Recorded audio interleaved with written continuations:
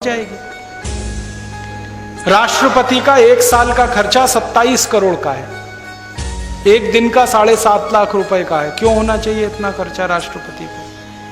प्रधानमंत्री का खर्चा 1 साल का 25 करोड़ का है। उप प्रधानमंत्री का अगर पोस्ट हो जाए तो 22 करोड़ का है। सारे मंत्रियों का 850 करोड़ का है।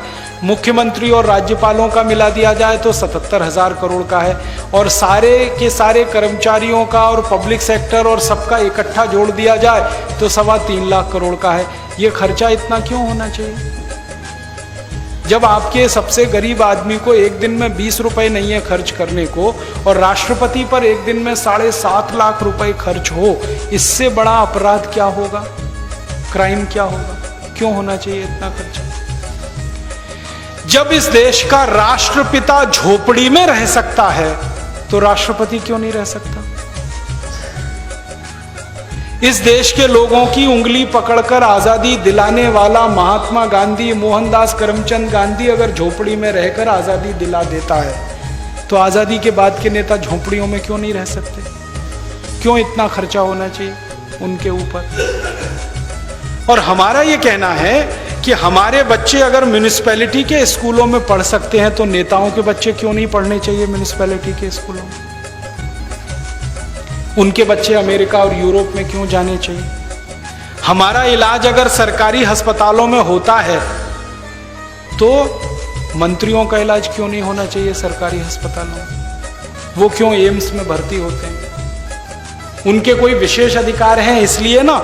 हम तो विशेष अधिकार खत्म करना चाहते हैं।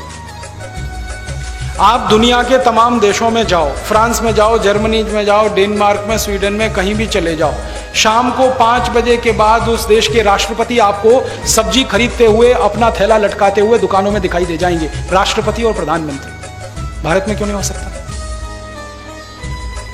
साधारण आदमी की तरह जिंदगी क्यों नहीं बिता सकते? उनको जेट सिक्योरिटी क्यों चाहिए?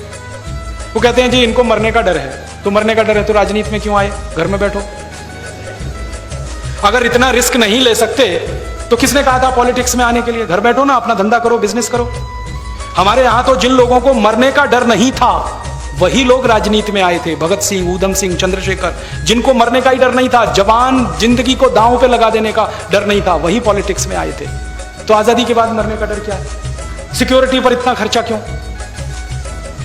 और मेरा एक ही कहना है कि अगर इन नेताओं ने किसी का कुछ बिगाड़ा नहीं तो इनको चिंता क्या मरने की? कोई मारेगा क्यों? और अगर इन्होंने बिगाड़ा ही बिगाड़ा है तो इनको क्यों नहीं मार देना चाहिए? क्यों जिंदा रखना? आप बताओ ना, किसी का कुछ बिगाड़ा नहीं तो आप चिंता क्यों कर रहे हो? भगवान आपकी रक्षा करेगा। और जो जिंदगी भर बिगाड़ा है तो आपको जिंदा क्यों रहने दिया जाए? क्यों नहीं खत्म कर दिया जाए आपको इस व्यवस्था में?